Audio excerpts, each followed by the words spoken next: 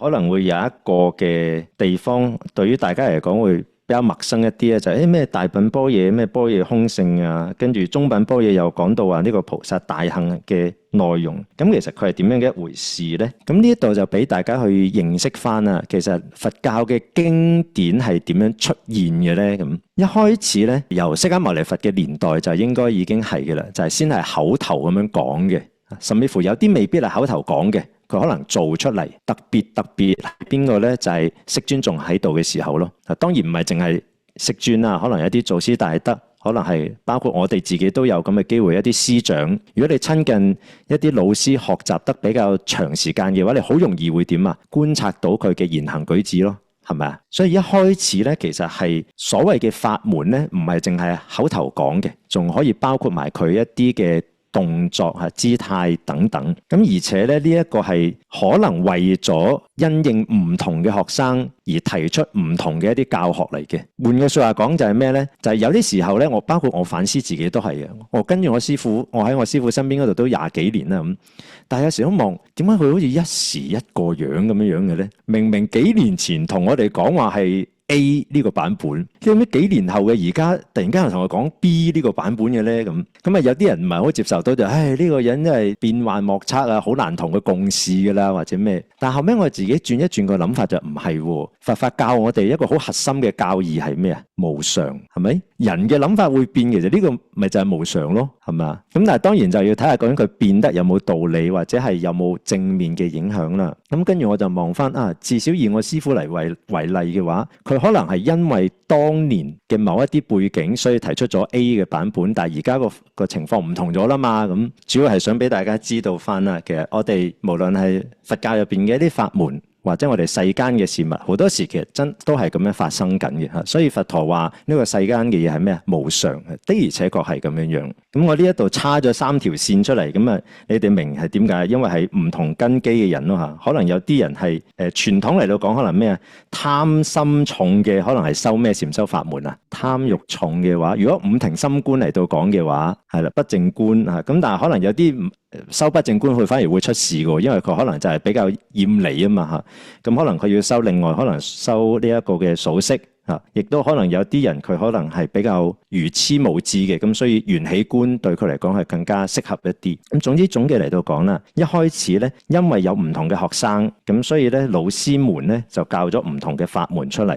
咁但係主要係口耳相傳嘅，咁樣嘅時候咧就比較複雜啦，因為傳下嘅時候。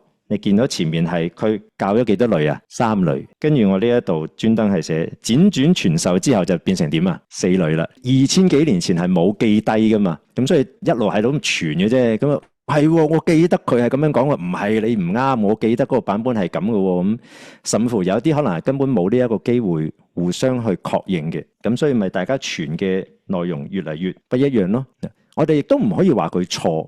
因為可能真係有啲嘢你未聽過噶嘛，係咪嗱？好似 George 都喺我哋道場嗰邊服務咗好多年，你有冇聽過我剛才講師傅嗰個紙巾嘅事件啊？第一個我知，淨係知第一個，跟住唔知發生咗第二個，係咪？嗱，你見到咁樣就好明顯呈現咗咩啊？輾轉傳授嘅時候，唔係點解而家會買咗呢一個紙巾㗎？咁跟住如果我冇出嚟嘅話，咁啊大家又會買翻舊嘅咯。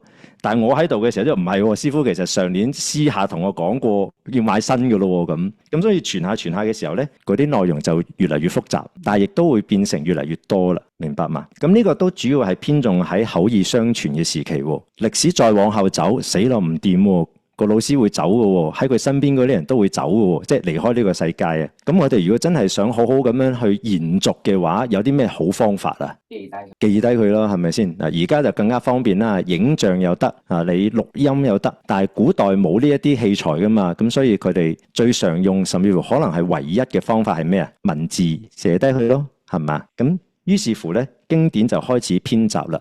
當然一開始經典編集嘅時候都未有文字嘅，只係一班人坐低嚟對講一講，喂，你聽到啲乜，我聽到啲乜嘅啫咁。但係總之就後尾有埋文字之後咧，大家就開始用文字嘅方式咧嚟到去記錄。咁我呢度就直情唔係劃線啦，我直情係一個嘅省略號啦，因為可能係仲有唔同嘅版本、唔同嘅內容出現啦。包括係啲咩咧？包括就係喺呢一個法門流傳嘅過程啊，輾轉傳授嘅過程之中，可能有啲人都對於嗰啲內容有啲疑惑，係咪真係咁㗎？你聽嘅係咪真係啱㗎？或者就算佢確認嗰樣嘢係正確嘅，但係因為個時代會變、社會會變，最初嗰個教學未必可以圓滿咁樣解答晒所有嘢嘛。咁所以有啲疑難咧，好得意喎！古代嘅人咧，亦都有機會將一啲對問題嘅解說咧，放埋入去佢哋流傳嘅內容入邊嘅，攝下嘅時候咧，就令到呢一啲一路咁樣傳播嘅法門內容咧，就越嚟越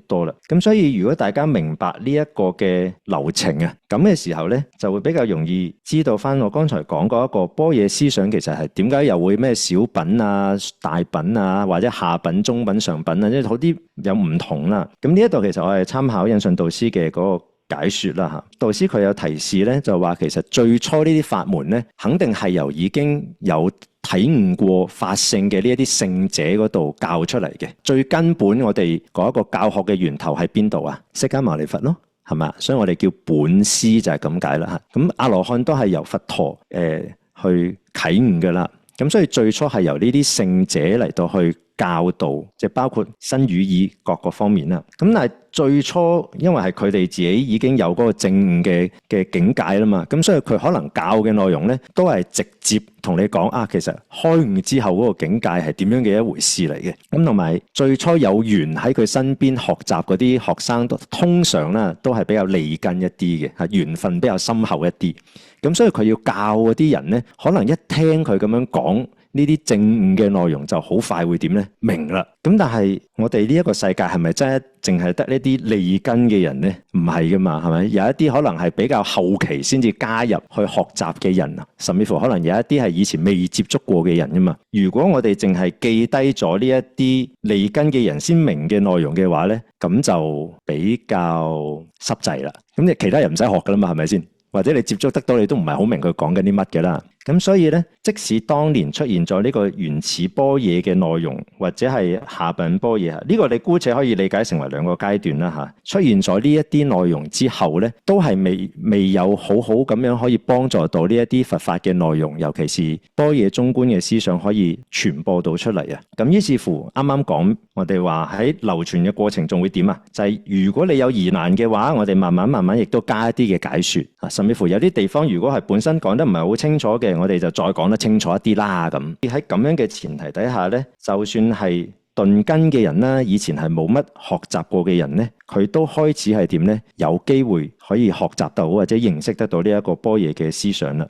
於是乎咧，慢慢就導致到中品般若嘅產生，甚至乎上品般若。咁呢個係雖然聽落係學術少少嘅一啲發展嘅過程啦，咁但係想俾大家認識嘅原因係啲乜嘢嘢咧？就係因為咧，我哋如果去到稍後嘅階段，真係有機會入到去《大智度論》入邊睇佢內容嘅時候咧，有啲時候如果我哋係對翻經啊，對翻般若經嘅話咧，你會容易發覺得到，喺中品般若經，甚至乎下品般若、原始般若呢啲咧，你就已經係揾到同大智度論一樣咁樣嘅講法嘅。但係亦都有一啲嘅地方咧，反而你會見到大智度論嘅講法咧，同上品般若咧係比較一致。但係嗰個內容咧喺中品甚至乎下品原始呢啲咧，係唔係好見到嘅。咁所以喺呢一度我就先俾大家認識咗呢個背景，其實就係等你哋日後有一個初步嘅概念。我哋真係讀到嗰啲內容嘅時候，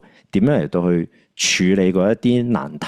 咁啊，希望令到成個研讀大智度論嗰個深度可以再加強佢。咁所以剛才就查咗一查出嚟啦，嚟到講呢一個佛教嘅法門，通常佢流傳嘅過程係點樣嘅一回事。咁由呢一個過程，你就認識咗，無論般若嘅思想，你話其他思想都有機會係走過咁樣嘅歷程啦。一開始由開悟嘅人教，咁佢教嘅時候，有啲利根嘅人就明啦。咁呢啲內容咧就結集成為原始般若或者下品般若。咁但係頓根嗰啲就未係咁快明啊嘛，或者未係咁快出現咗啦嘛。咁所以當佢哋出現，或者當佢哋都想真係學嘅時候啦，或者調翻入啲老師都想教佢哋嘅時候啦，咁點啊？就開始係再加一啲或者調整一啲嘅內容咯。咁於是乎就形成埋中品般若或者上品般若呢一啲類別嘅般若經啦。